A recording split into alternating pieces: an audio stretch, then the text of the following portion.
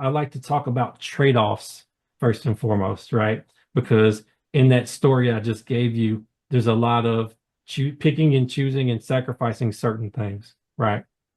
So my question to you would be, in life, it seems like we're always having to choose, right? There's when one area of life is going well, something else is not. We're crushing it at work, but at home we feel like we're neglecting our kids or our spouse.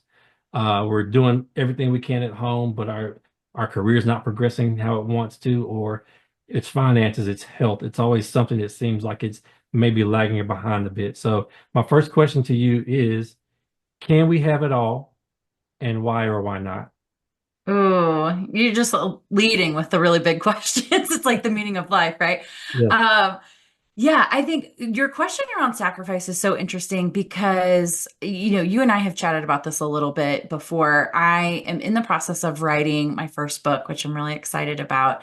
And one of the chapters is literally on this topic because as I was planning out the chapters for the book, I went to some of my ideal readers and interviewed them and just said, hey, what are the things you struggle with? What would you love to see in this type of book? All of those types of things.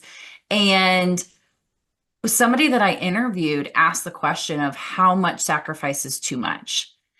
And I was like, ooh, that's a really good question. So I really sat with that for a while to figure out, because there are times in your life, like you said, where your career might take center stage, or there might be times in your life where your family takes the center stage, or yourself takes the center stage. And I think that's very natural. There are ebbs and flows to everything. So when you say like, can you have it all? You always hear that saying, you can have it all, but you can't have it all at the same time. I believe that partially. I still think we can have a little bit of all of it at the same time, but I do think that there are times where we do have to make some sacrifices or some things do have to take more of our time and energy. So I'll give you some examples. If you are starting your own business and that's going to be a really big passion project and you want to get that off the ground, you might have to say no to a couple more things that you used to say yes to because you only have those certain pockets of time that you want to dedicate to creating your dreams.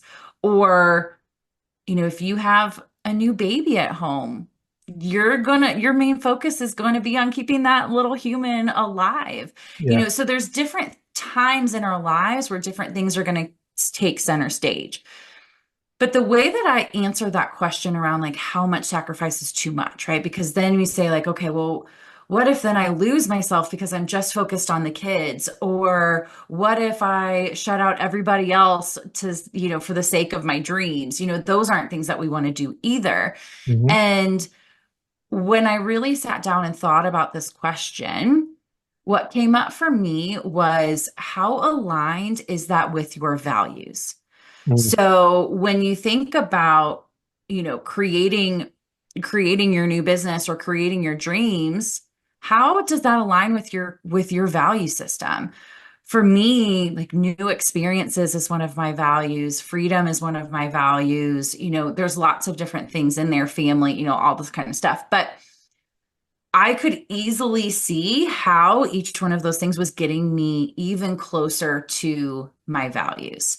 And in the times in my life and the times in my career where I have felt very misaligned, or I felt like I've sacrificed too much, was when it started to feel out of alignment with my values. And so Okay. that would be the first thing that I would say is to really do some values work. And we can talk about that even if you want to, of, how to identify what those are, because I think I might take a slightly different approach than some others to values because we go really deep into what those are, and they can change over time. So, I there was a time in my career where I was working third shift and I was working a lot of hours. Like we had peak times and we had slow times.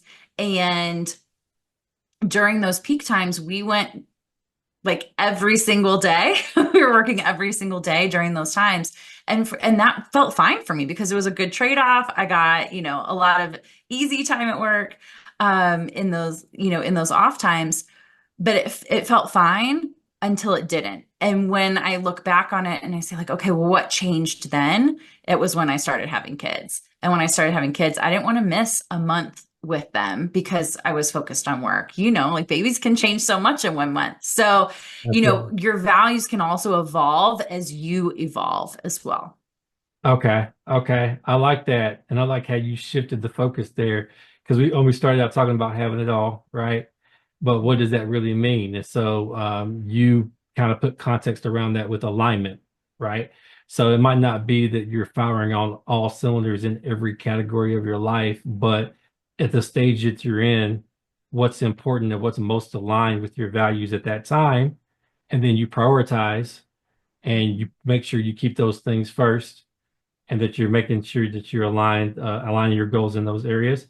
Am I summarizing that okay? Yeah, I think that's great. And the other thing that I didn't mention that I think is important too is bring bring people along on that journey. So if it is a time where you've got something really important going on at work, like let the people at home know what's going on. Like, hey, you guys, okay, so I've got this thing happening. So this month I am going to be working a little bit more than I normally do. Here's why, or vice versa. Hey, leader, here's what's going on with work. So I really, or at home, so I really need to, be able to be off by, X time in the day, or I might be taking more PTO during this time or whatever. I think the more open and vulnerable, at least from my experience, the more open and vulnerable I am, the more people understand where you're coming from and can appreciate. I think when a lot of times conflict comes in is when people feel like they're being shut out from that and they don't know what's going on and what's been kind of the change in your energy and shift. Gotcha. Okay. So what if you do that? Like what if you share with the people in your life what's going on and if you're going to have to dedicate a lot of time in a particular area, whether you're building a business or whatever it is, and you let them know up front, hey, I'm going to be spending more time over here, right? What if that leads to some disapproval or lack of support? Maybe that's what's preventing someone from doing that. What would you have to say about that? Yeah, great question. I mean, without no, I mean, it's hard to say just kind of like peanut butter spread approach to this because I think it would be very nuanced, but I would really reflect back on yourself and say, like, do they understand the importance of this to me? Do they understand the why? Because even women that I've worked with who are starting their own businesses and they're like, my partner doesn't get it, my spouse doesn't get it, I want to invest in this or I want to do this, this, and this. And one of the biggest things that's usually a point of contention is the spouse feels not involved in their dream. Like they don't feel like they understand fully what it is that they're doing or what they want to invest in or the results that they want to get from that.